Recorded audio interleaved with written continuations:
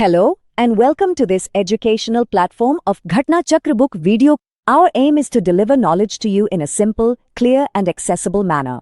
Let us begin this journey of learning and success together.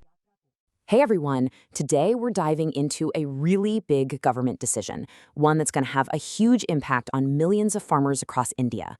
We're talking about a major hike in crop prices. Okay, so let's get right to it. On October 16th, 2024, the government announced a pretty substantial price increase for all the key winter crops, what we officially call Rabi crops. This is that yearly announcement that farmers are always waiting for. And listen, this wasn't just some small adjustment. The official statement used these exact words, a significant increase. And that word, significant, that's key. So let's actually see what that really looks like in real numbers. All right, time to break down the numbers. Let's see who's getting a boost and, more importantly, by how much. With price hikes pretty much across the board, you gotta wonder, who were the biggest winners in all of this? Well, taking the top spot is rapeseed and mustard, with a huge 300 rupee hike for every quintal. Right behind that, you've got lentil with a 275 rupee boost, and gram follows with a really healthy 210 rupee increase. I mean, these are some serious jumps that are going to translate directly into more money for farmers. But that's just the top three. Let's look at the whole picture for all 6 of the main Rabi crops. You can see the new prices right here. Wheat's at 2,425 rupees, barley at 1980, and so on. But I want you to look closely at that last column on the right, the one that says margin over cost.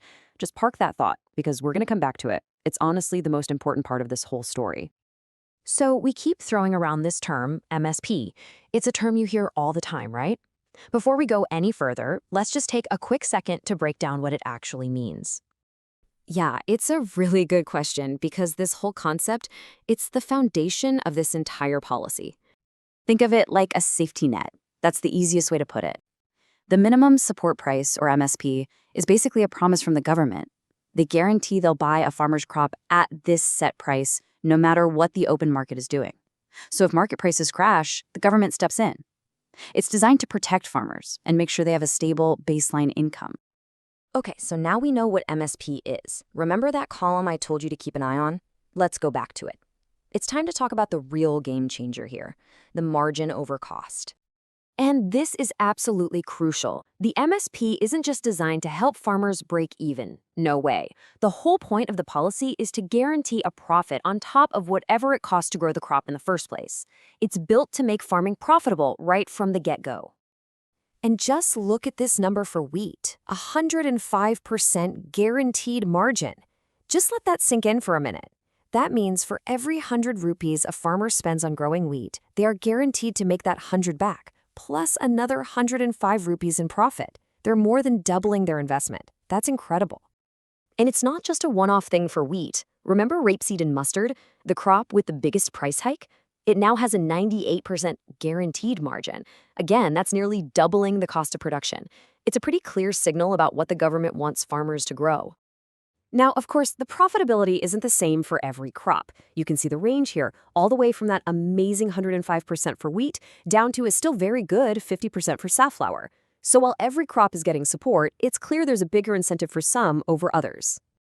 So we've gone through the numbers, we've broken down the policy, but what's the big picture here? Why does all of this actually matter? Okay, let's just boil it all down. What are the main takeaways? First, and most obviously, it's about getting better, more stable incomes into farmers' pockets.